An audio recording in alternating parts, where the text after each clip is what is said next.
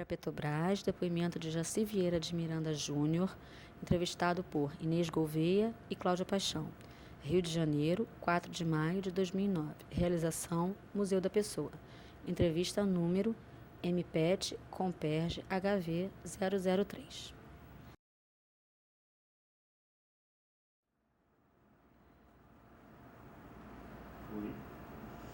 Bom, para começar, vou pedir para que você diga seu nome completo, o local e a data do seu nascimento. Meu nome é Jaci Vieira de Miranda Júnior. Nasci no Rio de Janeiro, no dia 9 de outubro de 1952. Jaci, qual era o nome dos seus avós, maternos e paternos? Os avós, Jaci também, Jaci Borges de Miranda, e minha avó, vovó Diva de Miranda. Eles eram do Rio? Todos dois do Rio. Meu pai, a família toda do meu pai vem do Rio. E qual era a atividade dos seus avós? Meu avô era motorneiro do trem da Central do Brasil. E minha avó do lar. Você teve um contato muito próximo com seu avô? Olha, há pouco tempo. Ele veio a falecer, porque a partir dos 6 anos de idade, meu pai foi transferido para o exterior. Então, eu tive esse contato com meu avô até os 5 anos só. E ele, quando eu estava no exterior, ele veio a falecer. A minha avó não, já tive um contato maior. Na época foi até os meus 28 anos, mais ou menos, nessa idade. Qual é a memória mais forte que você tem da sua avó? A vovó Diva? A vovó Diva era os finais de semana, que ela sempre ia passar lá em casa. A vovó Diva, a gente tinha muita brincadeira com ela, que ela dormia naquela varanda da sala, né? Aquela quartinho extra que era feito. E ela roncava muito. Então, quando dormia eu e meus amigos lá em casa, a gente brincava muito, falava assim, hoje tem o urso tá aí. Enfim, mas vovó era ótima. Vovó, ela tinha um lado, assim, muito sério que meu pai tinha, sabe, que puxou. E, então, lógico, falava, conversava, mas não tinha aquela ligação de neto-avó, que é tradicional, não tinha. O nome de seus pais, Jaci? Jaci Vieira de Miranda e da minha mãe Maria da Aparecida Simões de Miranda. Qual a profissão deles? Papai era economista e mamãe do lar também. Quais foram os lugares que o seu pai trabalhou? Foi Londres, né? Quando nós fomos transferidos, ia completar 6 anos. Fomos para a Inglaterra, moramos 3 anos em Londres e 1 ano em Paris. Né? Isso foi de 58 a 62. Na época, ele foi levantar os recursos para construir a refinaria Duque de Caxias, da Petrobras. Vem desde aí, então, a sua ligação com a Petrobras? Como diz o velho ditado, né? Filho de peixe, peixinho é, né? E desde que eu nasci, né? Quando eu nasci, em 52, como eu te falei, 1 ano antes, praticamente, da Petrobras.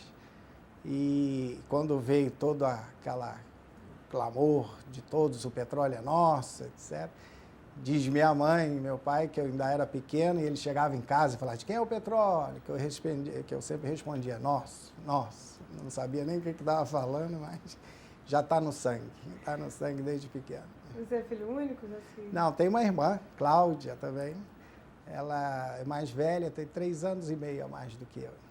E qual foi o bairro da sua infância? Tijuca, grande bairro, né? Nasci na rua Dona Delfina.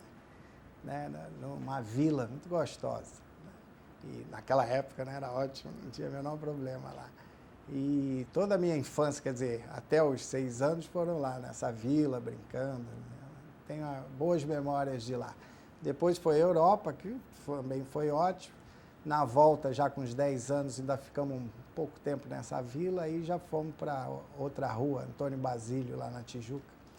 Foi fácil essa adaptação de sair do Brasil para ir, né, para a Europa tão novo, né? Tão novo, né? Quando a gente é novo, eu acho que a gente se adapta a tudo, né? Então, mas é lógico que eu tive, né? Porque o que me aconteceu? Que isso eu acho que refletiu o resto da minha vida.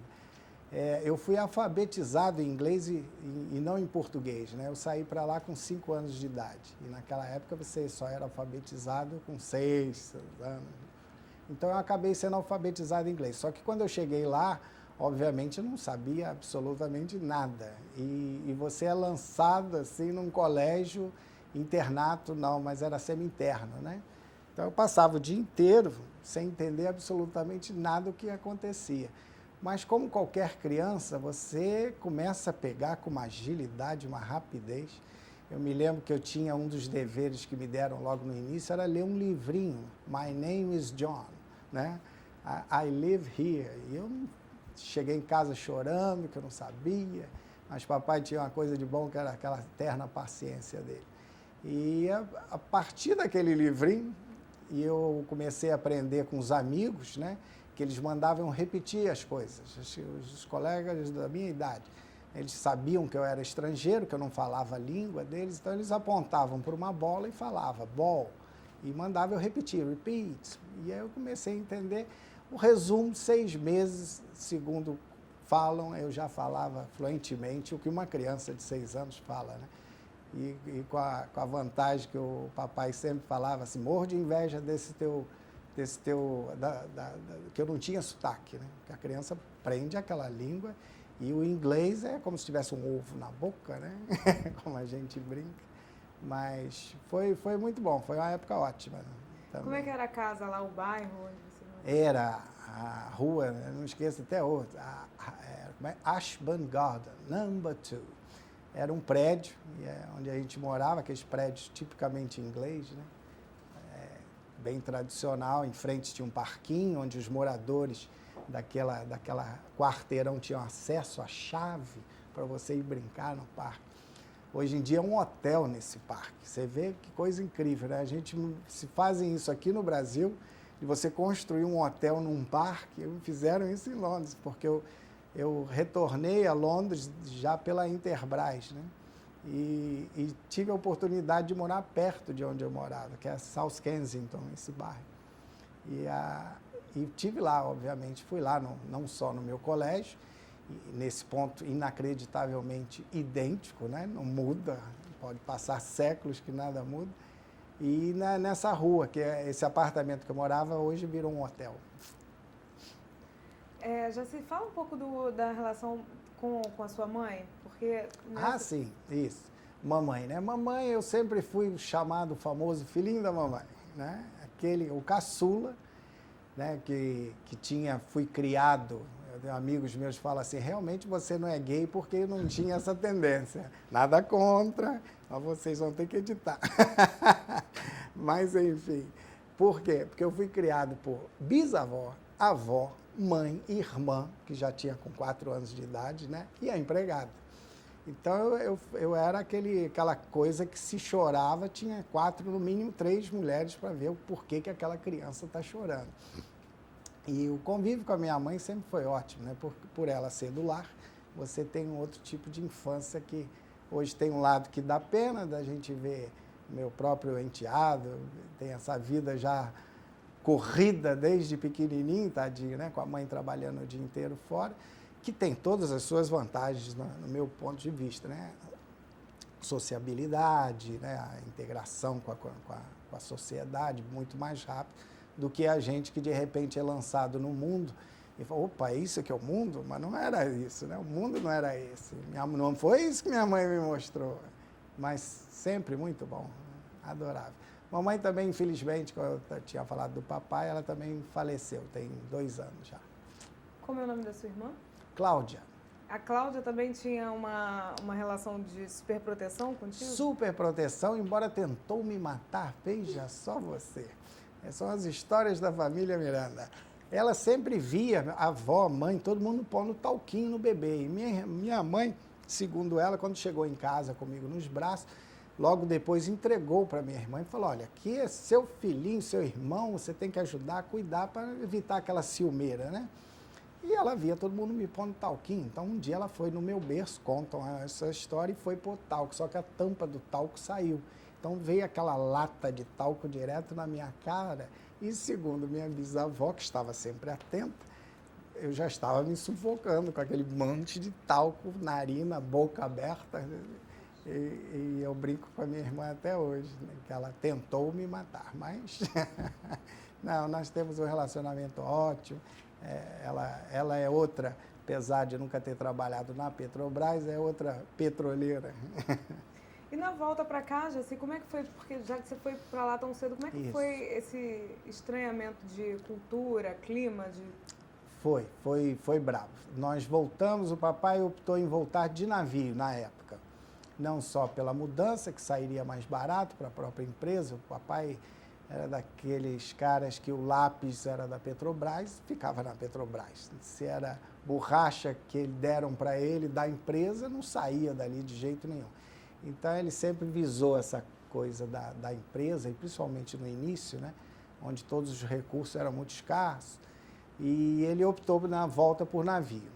O que, por um lado, contam que foi bom para mim, porque eu vim me acostumando com a temperatura, né? Veio baixando, mas apesar disso, me queimei muito no navio, criança, 10 anos na época, e cheguei aqui quando desembarquei no porto, a família toda, aqui, aliás, nesse porto aí em frente, né?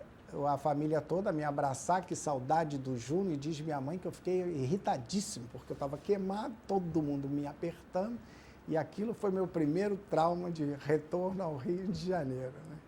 Mas fora o clima, né, teve o colégio, né, que eu cheguei aqui com 10 anos analfabeto, não sabia ler nem escrever, muito pouco em português, tive que partir para aulas particulares para ter essa noção, e aí fui pegando. Inclusive, eu fui colocado, depois dessas aulas particulares no início, eu fui para o Champanhar. O Champanhar era o curso primário do Colégio São José, que não existe mais.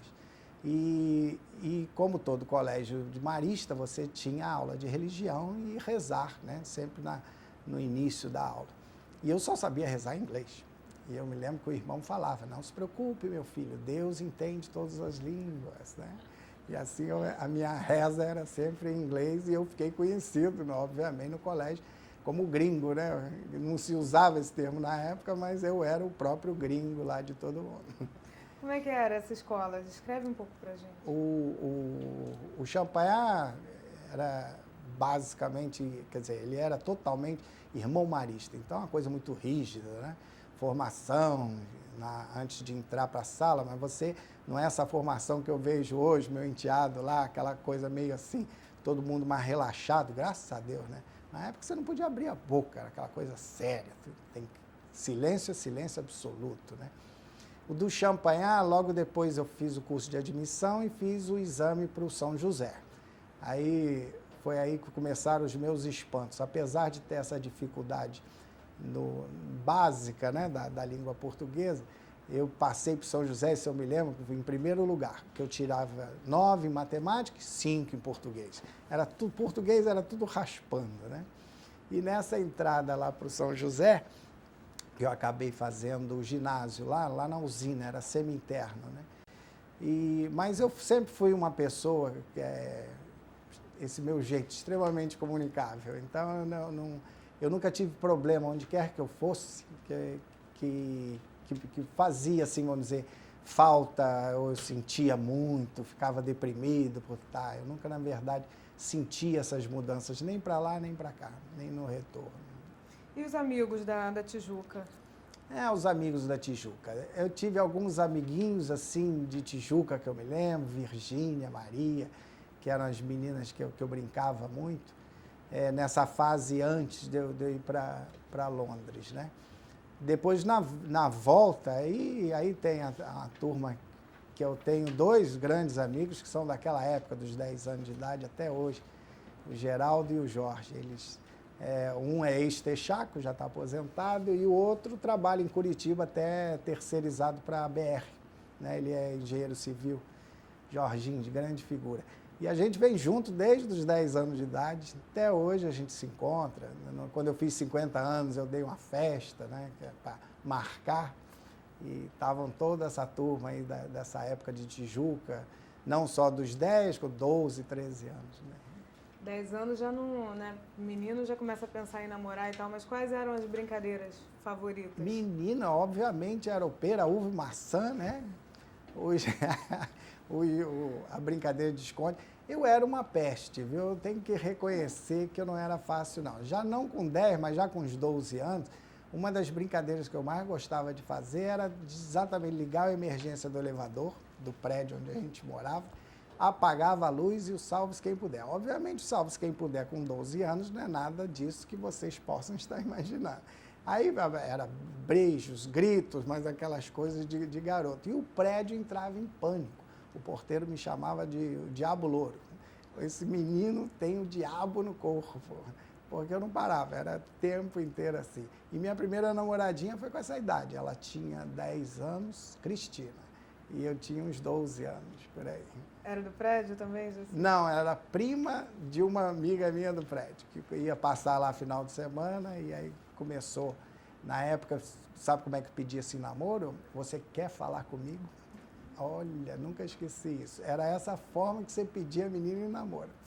Beijo, até que com ela não demorou muito não, que era o que a gente queria mesmo. Que outra travessura que te marcou dessa época? Ah, passear pelas coberturas do prédio. Os prédios não tinham coberturas. Normalmente o playground, que não existia, era no terraço, né? Alguns prédios faziam um salão, uma coisa. Então, os terraços eram livres. E os prédios grudados um do lado do outro, né? E eu acho que uma vez, por não ter muito o que fazer, chamei meus amigos, o Jorge, o Geraldo e outros, Luiz Evandro, que na época também ficava com a gente, falar, gente, descobri como entrar lá no terraço e a gente pode pular de prédio para prédio. E assim nós fomos. E a gente chegava até num prédio que ainda estava em obras, e no final de semana, que não tinha ninguém trabalhando, a gente descia, né, por esse prédio pela escada, o vigia estava do lado de fora e a gente do lado de dentro do prédio, brincando lá com as coisas, aprontando, até que nós descobrimos, isso daí eu nunca esqueço, nós descobrimos a Câmara Indiscreta, que era um programa que eu acho que tem até hoje, mas com outro nome. O que era a Câmara Indiscreta? Nós descobrimos que tinha aquelas tábuas fechando o andar assim, da obra, né? E tinha aquela frestinha entre uma tábua e outra. E ali, quando a gente falava por ali, a pessoa do lado de fora na rua achava que estava vindo lá de cima do prédio. Então a gente chamava, psiu, psiu, aí a pessoa parava e olhava. Ah, com aquilo era chamar táxi, né? Passava o carro, né? Naquela época dava de fundos para Maracanã, só que não tinha movimento. Então o táxi passava, o táxi parava. Aí quando o táxi não via ninguém embora, a gente chamava outra vez e o táxi nada. E para a gente sair, falar, subir isso tudo, né? A pé, de escada, de jeito nenhum. O que a gente sempre fazia? A gente levava umas bombas, as cabecinhas de negro pequena, e rolava para debaixo do banco do vigia, que estava do lado de fora, né? Aquilo dava aquela explosão, o vigia pulava, queria saber de onde era, abria, a gente, sartava fora. E quem dava conta depois, sua mãe ou seu pai, Jaci? Olha, eu acho que essas histórias eles nunca souberam, viu? Porque não... Aliás, o papai só soube de que eu roubava o carro dele aos 15 anos, que eu aprendi a dirigir assim. Eu via como é que fazia e um dia peguei a chave, desci, entrei no carro e vamos embora, galera, vamos passear pelo alto da Boa Vista. E fomos embora. E depois de aí já estava, uns 2 anos que eu já fazia isso, eu bati com o carro. Mas ele estava viajando, numa das viagens ao exterior para Petrobras. E eu me lembro quando ele chegou, eu falei, pai, preciso muito conversar com você. Primeiro eu pedi minha irmã para assumir, que ela já tinha maior. Aí, assume que foi você. Ela, de jeito nenhum. Você fez, você assume. Aí eu cheguei, pai, preciso muito falar com você. Tá, filho, vamos falar, não sei o quê. Aí chegou, o que foi, meu filho? Eu falei, é muito sério. Tá, vai ser pai? Eu falei, é muito pior. Não fazia ideia que era ser pai com 16 anos. Para mim, era o fim do mundo, era ter batido com o carro dele, né? Mas foi uma surpresa, que quando eu contei para ele, ele virou para mim e falou assim, eu esperava bronca, castigo, né, tudo, né? Sempre te disse que para dirigir tem que ser habilitado. Aquilo doeu muito mais do que o tapa, do que a bronca, e ficou na história. Mas essa ele segurou, porque acabou pagando o conserto, né? Mas do resto não tinha prejuízo, não. Minha mãe diz que lá, essa minha idade de 12 anos, ela era muito católica, que ela me entregou a São José. Desistiu, falou, olha, São José, cuide desse menino. Porque ela, uma vez também, eu gostava muito de descer de bicicleta o Alto da Boa Vista, né? E ela, uma vez, uma amiga viu eu a 800 por hora, minha bicicleta já tinha marcha, que estava chegando aqui no Brasil. Então, eu ainda pedalava na contramão e uma pessoa que estava dentro do ônibus, uma amiga dela, falou que me viu despencando a Conde Bonfim de bicicleta. Obviamente, fiquei sem castigo. E diz ela que aí ela me entregou a São José. E pelo jeito, São José cuidou direitinho. Já que você falou nisso, você teve educação religiosa? Tive. Muito por causa dela, né? Fiz toda a parte, aliás, primeira comunhão muito chique, foi em Paris, foi a época que eu estava lá. Depois Crisma, né? Colégio São José, Colégio Marista. Mas hoje em dia eu vejo a religião de outra forma. Continuo sendo católico, respeito de uma série de coisas. Vou à missa de vez em quando, assim, quando eu gosto, mas mais para uma meditação interna do que um acompanhamento daquilo tudo que me foi ensinado, né? Bem diferente. E na adolescência e juventude você praticava esporte? Menina nenhuma. É impressionante como eu nunca dei para esporte. Cheguei a jogar tênis, o papai era sócio do Tijuca Tênis Clube, e lá que eu passei essa minha aborrecência toda, né? Então, tênis eu cheguei a jogar, mas nada profissional, nem amador, uma brincadeira mesmo. E no colégio, futebol, 2 pés esquerdos, acho que é por isso que eu não gosto de futebol. Nunca me dei, não, os outros esportes também. Sempre gostei muito de corrida de carro, tanto que hoje adoro Fórmula 1, todas essas corridas de carro eu gosto muito. Talvez da época das fugas com carro de velho Jaci para apostar corrida no Alto da Boa Vista. Mas eu gosto. Aliás, eu sou da época, né? Eu tenho a mesma idade do Piquet. E o Piquet, não conheci Piquet nessa época, porque ele logo depois foi para Brasília. Mas segundo alguns amigos comuns, tanto dele quanto de mim, a gente já pôs alguns pegas juntos naquele Alto da Boa Vista, sem saber. Ele menor e eu também. Mas na época era outra coisa, né? Era outro Rio. Com o grupo de amigos, quais eram as atividades de lazer? Era clube, né? Naquela época era clube, era o Tijuca, era piscina, ficar lá, as festinhas de 15 em 15 dias, né? No sábado à noite e aos domingos, as famosas domingueiras. Cheguei a ser escoteiro, mas não durou muito, lá do Tijuca. Aí fiz alguns passeios, Parque Lage, essas coisas, né? E as festas do Tijuca era a que eu mais gostava, porque rapaz tinha que ter 16 anos e moças 14 para você entrar. E na época eu tinha 15, por aí. Então eu escondia atrás daquelas cortinas enormes que tinha no salão antigo. Ficava lá, quer dizer, pouco antes, né? A festa começava acho que às 7.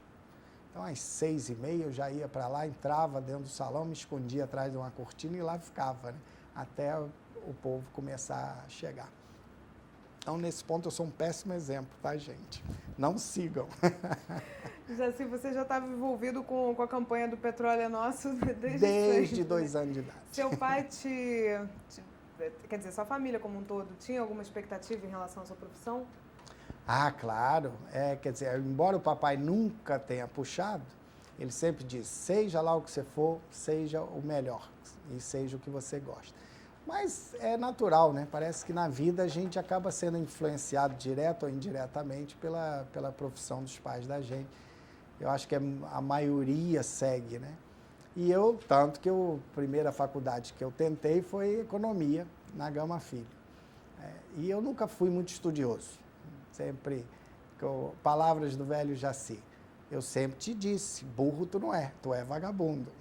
Que era coisa de não querer fazer, estudar. Porque quando essa frase ele me soltou, essa pérola, quando eu entrei na Gama Filho, que eu entrei entre os 10 primeiros. E na Gama Filho, naquela época, era muito concorrida, era muito difícil. E eu não achava o meu nome na lista, né? Porque estava lá em cima. Um amigo meu que falou, olha lá, cara, tu entrou em 8º lugar. Eu falei, inacreditável.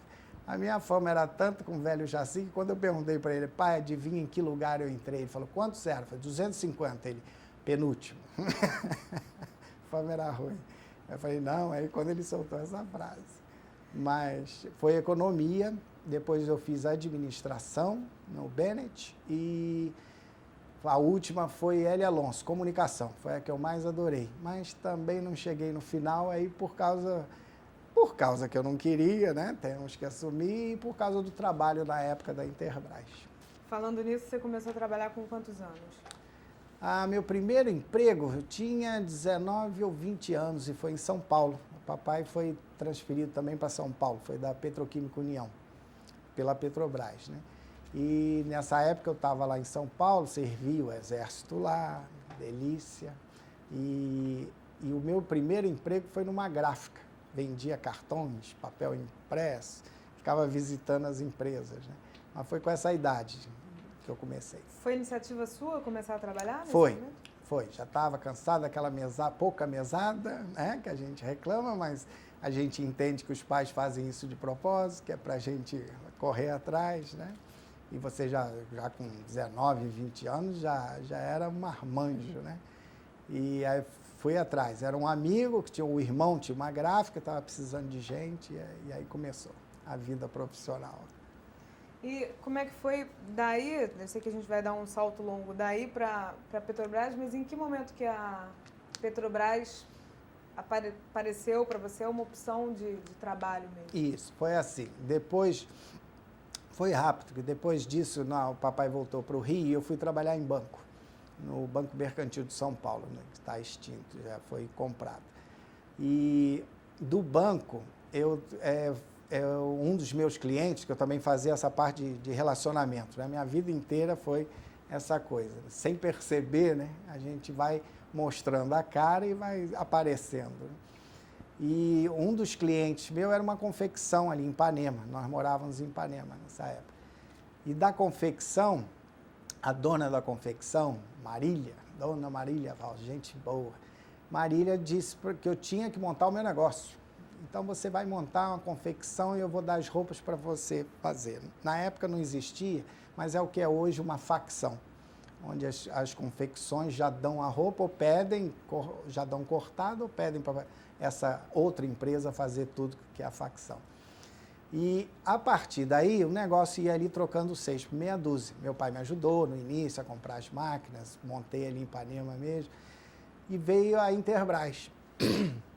O papai, quando ele foi convidado para ser diretor da Braspetro aqui no Rio, estava saindo da Braspetro a Interbras. Foi quando o Santana assumiu a vice-presidência da Interbras. E nessa conversa, o meu cunhado já era da Braspetro e estava indo para a Interbras, e conversando lá em casa, né, com esse papo de família, falando, estão precisando de muita gente, e gente que fala inglês, principalmente, porque é comércio internacional. Naquela época, você contava a dedo quem falava inglês. E você tem inglês fluente, cara. Aí eu falei, qual é o salário? Aí naquela de ver salário, era um pouco menos, mas eu falei, também trabalha-se menos, e fechei a confecção e entrei na Interbras em 79. Foi aí que tudo começou. E o que você fazia na Interbras? Na Interbras eu fui chamado por causa do inglês para trabalhar na gerência financeira. A gerência financeira tinha abaixo dela 2 tesourarias, a nacional e a internacional. E aí me colocaram na tesouraria internacional e na época a empresa estava começando a comprar produtos no exterior, pagar em dólar e vender em outras moedas, marco alemão, franco francês, enfim, em ien japonês. Existia um risco de flutuação entre essas moedas. E aí viraram para mim, eu me lembro assim, olha aí, tu tem que aprender o que é hedge de moeda, cara. Te vira, fala com os bancos lá fora que nós temos que montar uma mesa de operações financeiras. E foi a partir daí que eu comecei a me envolver e adorar, me apaixonar. Tranquei a faculdade de comunicação, porque não tinha mais tempo para lá. Comecei a trabalhar realmente de 8 às 8, era fácil, porque para pegar o fuso horário, né, tinha a Europa, que era a meu favor, mas tinha que chegar cedo, mas tinha Estados Unidos, que é pelo menos 2 horas, às vezes chega a 3 horas de fuso horário e a gente tinha que estar acompanhando tudo. Graças a Deus, naquela época, a Ásia não existia muito, senão eu acho que era 24 horas no ar, acompanhando. Você se lembra do seu primeiro dia de trabalho na Interbras? Lembro. Nós entramos num prédio que era da Petrobras, aqui na Presidente Vargas, é o edifício Barcelos, não me engano, 524. E quando eu cheguei, obviamente, meu pai, como diretor de Braspetro, lá vem o peixinho, né? Ei, pai, tá chegando mais um peixinho. Isso eu soube depois, do pessoal me contando. Chegando mais um peixinho, é o filho do diretor, vai trabalhar aí na área internacional. E o meu amigo Mesquita, que hoje trabalha aqui também no Gás Energia, que falava, eu quero qualquer um, eu estou desesperado, eu preciso de gente, qualquer pessoa. E eu me lembro que o Mesquita, ele perguntou para mim assim, você sabe o que é carta de crédito? Aí eu falei, carta de quê? Ele, ótimo, que eu não entendia nada, assim, ele podia me ensinar absolutamente tudo, eu não teria nenhum caguete, nada, né? E assim esse foi meu primeiro dia, né? E a partir dali veio toda essa história da mesa de operações, dos bancos lá no exterior e tudo mais. Havia muitos graus hierárquicos nesse momento na Intelbras? Na Intelbras, então, Mesquita, ele não tinha cargo. Mesquitinho ainda não tinha cargo. Eu respondia, nós todos, apesar de eu responder a ele não tinha um cargo efetivo. Tinha o tesoureiro e o gerente financeiro. E acima dele, o diretor financeiro e o vice-presidente, que era o Santana. Depois da Intelbras? Depois da Intelbras. Bom, a Intelbras foi extinta em 1990, né? Por decisão na época do governo Collor, e eu estava lá de volta a Londres, mas aí pela Intelbras como gerente financeiro do Interlon, do escritório lá de Londres. E de lá, quando houve a extinção, eu acabei arranjando um emprego na Suíça, numa empresa multinacional de café.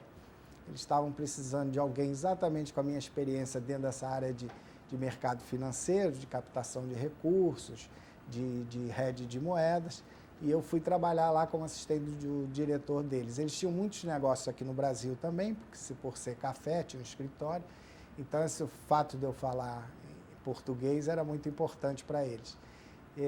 Foi uma empresa ótima, a sede deles era na Suíça, em Genebra. E eu me lembro que a chefe do RH só falava italiano, que ela era italiana, e francês. E eu só falava inglês e português.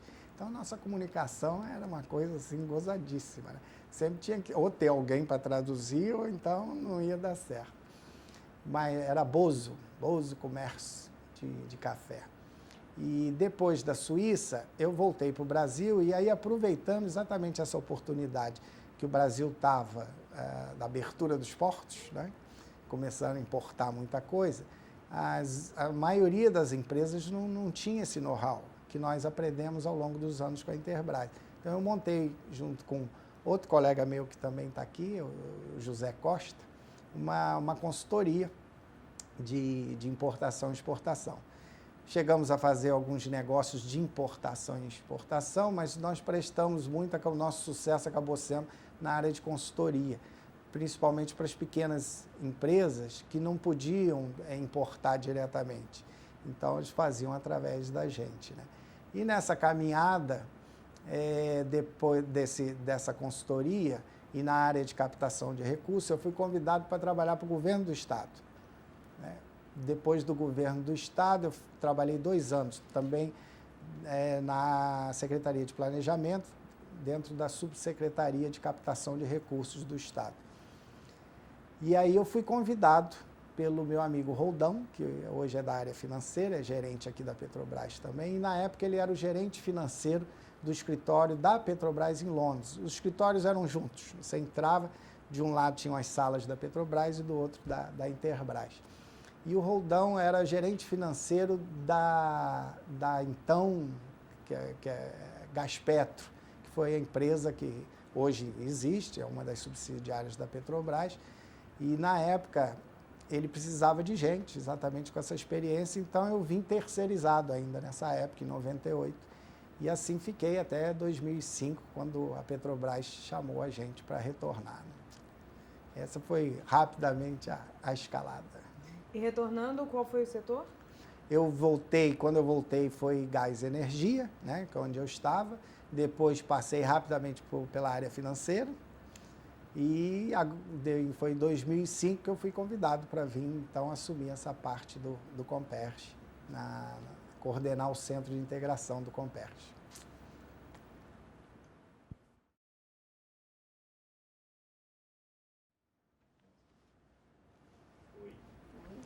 Então, Jaci, aí em 2005 você chegou no Comperj.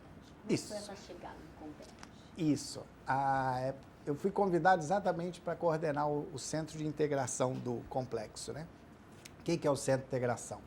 O Centro de Integração foi uma visão da Petrobras de que haveria necessidade de capacitar e qualificar o pessoal daquela região onde o complexo ia ser implantado. Por quê? Não sei se vocês sabem, tem mais de 25 anos que a Petrobras não constrói uma refinaria, né? E, ou seja, há 25 anos atrás, o mundo era outro, o governo era outro, a situação era outra. Então, as preocupações eram com a refinaria e não muito com o entorno, né? Só que, graças a Deus, as coisas evoluem, e essa minha empresa também. E quando foi declarado o local, né, quando foi dito que Itaboraí seria o município onde vamos implantar o complexo, imediatamente a direção viu a necessidade de fazer essa capacitação da mão de obra para evitar a migração, consequentemente favelização e etc. e tal. Essa foi a demanda, né, que me deram nessa coordenação do Centro de Integração. E aí foi tudo tocado a toque de caixa, porque o complexo tem data para inaugurar, a data até muito simpática, não sei se vocês conhecem, 12/12/2012. Essa é a data que vai entrar o primeiro óleo, a expectativa de que entre o primeiro óleo no complexo petroquímico. Interessante. E, Jaci, Itaboraí, por que o centro foi para São Gonçalo? Teve alguma dinâmica de escolha do local? Teve. Quando nós vimos que os 11 municípios, né, que hoje compõem o CONLEST, que é o Consórcio de Desenvolvimento do Leste Fluminense, que é um consórcio composto pelas 11 prefeituras dos municípios, de que o município mais populoso era São Gonçalo, onde nós íamos atuar, né? E são os municípios que vão ser afetados direta ou indiretamente. Nós vimos que São Gonçalo, por ter praticamente 50% da população da região, não tinha ainda a infraestrutura que poderia atender a essa demanda de sala de aula. Então, nós optamos em fazer, não em Itaboraí, o prédio do Centro de Integração, mas em São Gonçalo por causa disso, casa da população. E essa experiência de relacionamento com o governo, com os governos municipais, você teve algum fato que te destacou, alguma coisa te marcou? Olha, até lidar sempre com as autoridades, né, eu gosto muito, porque apesar de a gente ter uma visão como eleitor, na verdade, quando você chega perto deles, vocês veem que a luta, né? Eu vejo lá no caso da Prefeitura de São Gonçalo, foi com quem eu lidei mais de perto por causa do Centro de Integração. A luta de um prefeito não é fácil, não. Mas você tem, sem dúvida, muitas histórias. Entre elas, por exemplo, essa parceria da Petrobras com a Prefeitura de São Gonçalo, cabia à Prefeitura ceder o terreno e a Petrobras construiria o prédio. Então, nós tivemos aí um prazo até maior do que a gente gostaria para escolher o terreno, né? A Prefeitura ela tinha alguns terrenos que ela chegou a nos oferecer, mas, infelizmente, numa região, digamos, um tanto perigosa. Tem uma história que até mais pro lado... tem um lado tragicômico, né? Que nós fomos ver um terreno, subimos numa laje para ter uma visão melhor do terreno e ali ficamos durante, sei lá, uns 10, 15 minutos. Até que um dos assessores virou para a gente e falou, gente, vamos andando que a gente já está há muito tempo aqui, a gente pode virar alvo fácil. Então, a partir dali nós já descemos e vimos que aquele não era o melhor local para se colocar uma escola, né? Mas, independente disso, logo no final acabou sendo escolhido um terreno que era uma escola municipal onde estava condenada esqueci o nome do civil. Defesa Civil? Defesa Civil, desculpe. Não, sem problema. E aí, e falando um pouco da construção do Centro de Integração, né? Você chegou no Compes em 2005, aí pelo que eu soube, a primeira turma formada saiu em 2007 e o centro foi inaugurado em 2009. Isso. Como é que foi esse tempo, né? Essa mudança, a construção, treinar as pessoas enquanto o prédio ainda não estava pronto? Como é que foi esse trabalho? Então, foi assim, como eu te falei, como a demora da escolha do terreno por parte lá da Prefeitura foi maior do que a nossa expectativa, acabou realmente atrasando todo esse ciclo, né? Impactou o trabalho de vocês. Exatamente. Mas como a gente não podia parar, porque a gente obedece rigorosamente o histograma da nossa engenharia. E a função do centro é capacitar e qualificar esse pessoal necessário um mês antes de preferência, da necessidade da obra, que é para exatamente a pessoa já sair qualificada e a empresa terceirizada já lançar a mão dessa mão de obra, né? Então, o que aconteceu? Nós vimos que o jeito era fazer como nós já estávamos negociando com as demais prefeituras. Como não existe, nem vai existir um prédio do Centro de Integração em cada município, que não há necessidade, nós começamos a fazer a parceria com todas as demais prefeituras, onde eles cederiam um espaço de uma escola pública, que eles não tivessem 100% de ocupação, e a gente faria a capacitação desse pessoal nessa escola. E fizemos a mesma coisa que São Gonçalo. Enquanto o prédio estava sendo construído, a gente utilizou uma das escolas municipais deles, que é um CIEP, onde ali eles cederam uma parte do CIEPs para a gente e a gente veio fazendo a capacitação desses alunos do primeiro ciclo, né, que foram 3.000 qualificados. Né, e os demais municípios também, todos eles respeitando a proporção de habitantes por município, né. Legal. E o que você acha quais são os principais aspectos de melhoria que acha que essa atuação da Petrobras vai trazer para um município tão populoso e tão carente, né? São Gonçalo é um município muito carente. Olha, eu acho de uma importância assim, vital. Para você ter uma ideia, hoje, dos 3.000 que nós qualificamos, a gente sabe que 70% deles estão trabalhando diretamente na obra.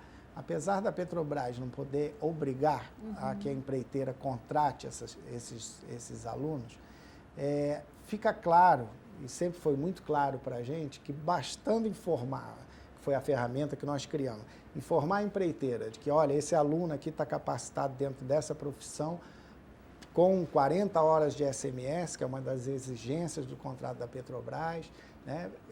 A gente e mora aqui do lado, ou no município de Itaboraí, ou no município de São Gonçalo, a gente não tem a dúvida de que a empreiteira ia buscar essa mão de obra, né? E realmente isso aconteceu. Os 30%, a gente tem até esse levantamento, mas muitos não é que não foram absorvidos, acabaram sendo absorvidos por outras empresas da região. Se aproveitaram exatamente, dessa qualificação. Que é o objetivo do Centro de Integração. Gente, assim, tem um nível de formação que vocês tenham atuado mais, ensino fundamental, ensino médio, ensino superior? Existe uma... Atualmente, todo ele o básico, né? Todo ele focado para pedreiro, eletricista, do qual a exigência é a 4ª série.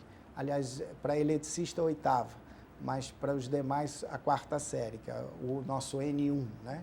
Mas agora, já no nosso novo ciclo, a gente já está indo para nível técnico e mais adiante vamos também atender ao nível superior. É isso porque a qualificação do centro está muito voltado para o desenvolvimento do próprio complexo, né? Exatamente. Nós estamos totalmente focados para a construção. Como eu falei, o histograma a gente obedece ele rigorosamente. E é como a gente diz, né? Que até a gente brinca. Vai ser até muito interessante se a mão de obra treinada por nós for absorvida por outras empresas. E aí vai faltar mão de obra para nós, da região, né?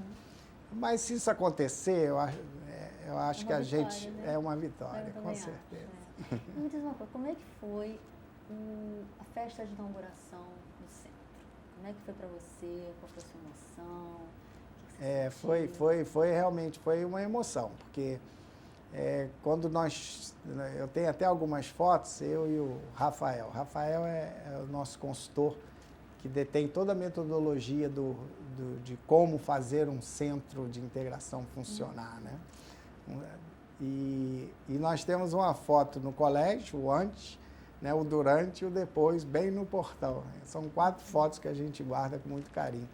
Porque quando a prefeitura derrubou a escola que estava condenada, a gente ainda brincou, olhou para trás e falou, cara, agora não tem volta, né?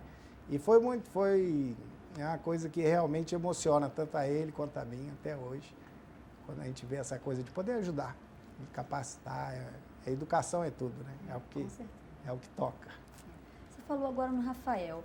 Você Tem outras pessoas que você pode lembrar, que foram importantes durante esse... Você passou quanto tempo como coordenador do Centro de E Integração? foram 3 anos. 3 né? anos. Outras pessoas que te ajudaram nessa tua atuação, nessa construção, assim, mais um pouco falando da sua rede social. Entendi.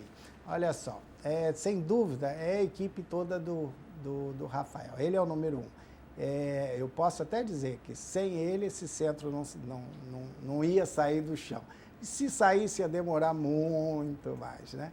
A prova disso é que a Graça, né, quando me escolheu para coordenar, ela antes disso ela tinha dito, né, eu quero o Rafael nesse projeto, porque eles tinham trabalhado já anteriormente juntos e ela sabia da capacidade dele. Então você tem o Rafael, a equipe dele toda, o Antônio, a Adriana, a Gracinha, sabe? É pessoal que não tinha mau tempo, né? Aliás, que não tem, que eles continuam com a gente, né? O Silvio, a Marcele agora também, que se juntou a nós agora mais para o final.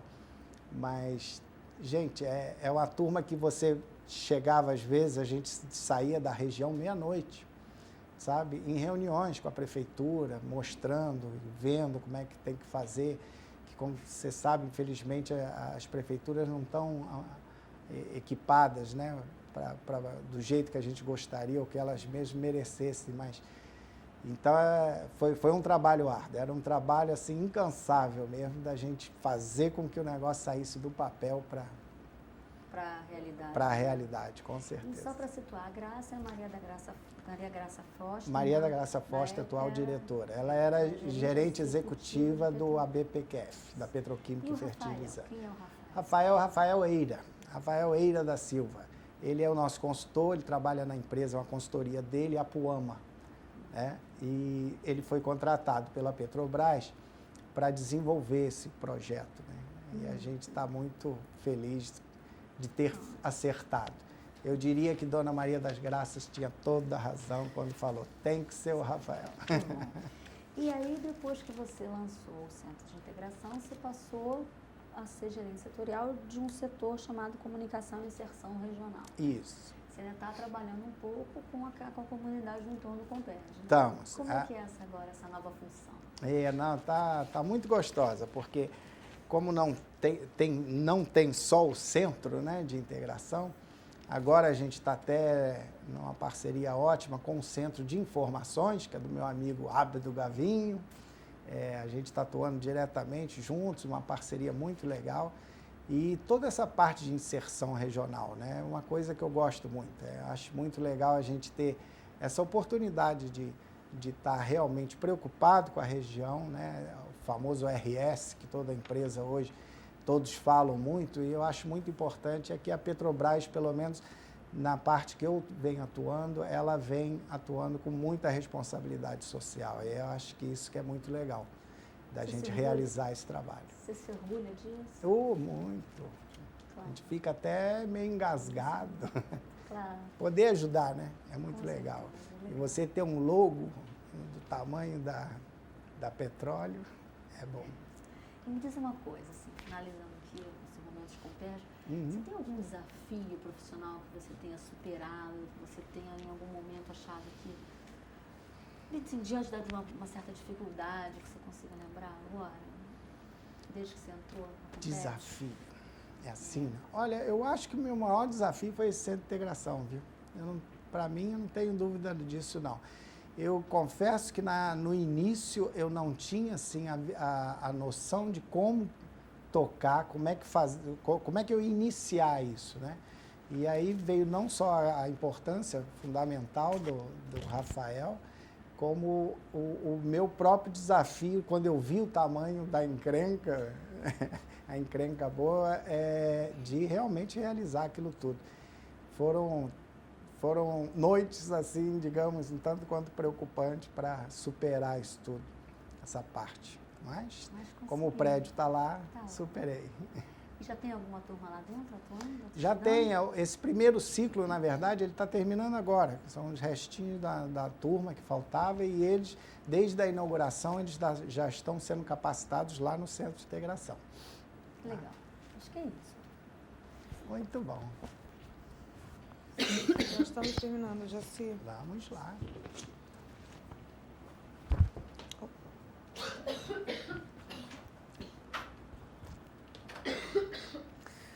Jaci, você é casado? Sou casado. Tem filhos? Não, meu segundo casamento, eu tive 2 enteados. Do primeiro casamento e desse, mas eu nunca tive filhos próprios, não. E as horas de lazer? Horas de lazer. Ei, horas de lazer é uma coisa muito boa, né? Olha, o pessoal brinca comigo que como eu moro em frente ao Bracarense, que meu lazer é ir até o Braca tomar um chopp e relaxar. A grande maioria tem razão, né?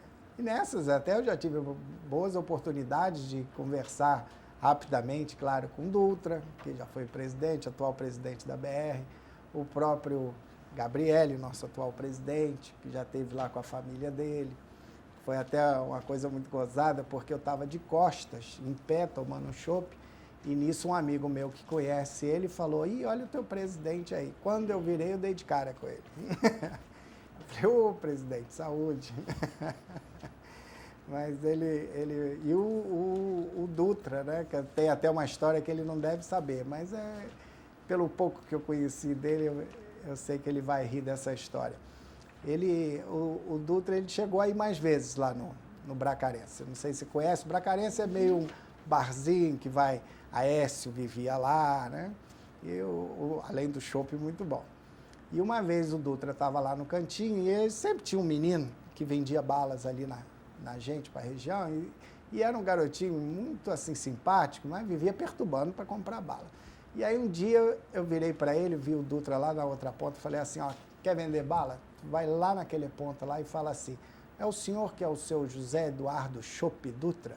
Que era o apelido que o Anselmo Góes tinha dado para ele, né? Aí, se ele fala isso para ele, que ele vai te comprar bala. Lá foi o moleque lá, chegou lá e falou, eu só vi uma gargalhada do Dutra. Ele não comprou a bala, mas com isso eu comprei a bala para agradar o menino, que realmente foi a gargalhada. E o que eu mais gosto, sem dúvida, quando posso, é viajar, Búzios, gosto muito de ficar lá à toa, largado assim. Não faz mais corrida de carro? A corrida de carro eu parei, né? Eu falei, chega, já passamos da idade. Essa época foi... Aliás, uma coisa muito boa que aconteceu em São Paulo. São Paulo, para acabar com os pegas de rua naquela época, eles abriram um autódromo de Interlagos, onde qualquer um poderia se inscrever para correr. Você levava o seu carro, sumia lá os riscos, ia pôr o seu pega dentro da pista, né? Foi ótimo, né? Mas é uma pena que isso não foi adiante, porque eu cheguei a correr lá algumas vezes, mas depois disso nunca mais, né? Já se tem alguma coisa que a gente não tenha te perguntado que você gostaria de deixar registrado? Oh, meu Deus, acho que não. Acho que é tudo. É que eu gosto de sempre lembrar, né? As pessoas perceberam que, ao longo desse projeto do Centro de Integração, de que é possível você ter responsabilidade e, ao mesmo tempo, ser esse gênio meio criança, meio irresponsável, né? Que eu acho que não há necessidade de você ser uma pessoa fechada, turrona, para você ser presidente de uma empresa ou ter um projeto de responsabilidade. Eu acho que dá para conciliar as duas coisas, né? Dá para ser responsável e ser light, por que não, né? Para concluir, Jaci, o que você achou de participar do Memória Petrobras? Olha, gente, fantástico. Eu acho que isso é coisa...